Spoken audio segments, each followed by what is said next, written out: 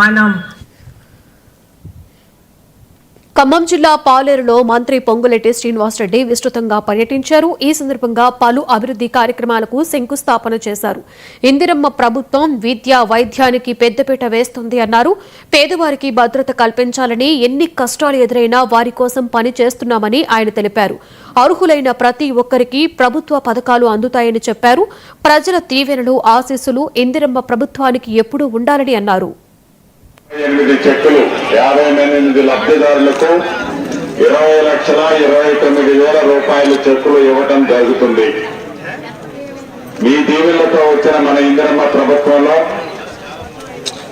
వైద్యానికి, విద్యకి పెద్దపీట గౌరవ ముఖ్యమంత్రి రేవంత్ రెడ్డి గారి నాయకత్వంలోని మన ప్రభుత్వం ఈనాడు పనిచేస్తుంది.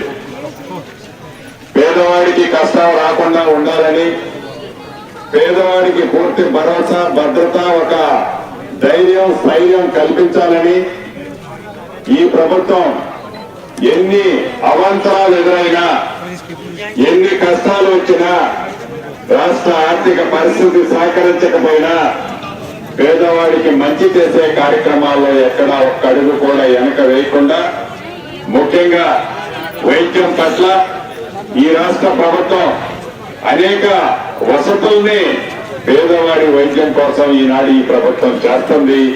భవిష్యత్తులో కూడా చేస్తుంది. విద్య, వైద్యం ఈ ప్రభుత్వానికి ప్రధానమైన 2 కళ్ళల జోడెడ్ల. ప్రతి గ్రామంలో, ప్రతి నియోజకవర్గంలో, రాష్ట్రంలోని అన్ని గ్రామాలకి ఈ విద్య, వైద్యానికి గౌరవ ముఖ్యమంత్రి గారి ఆలోచనలకు అనుగుణంగా భవిష్యత్తులో కూడా ఈ ప్రభుత్వం పనిచేస్తుందని, మీ దీవెనలు, మీ ఆశీస్సులు రాబోయే రోజుల్లో తప్పకుండా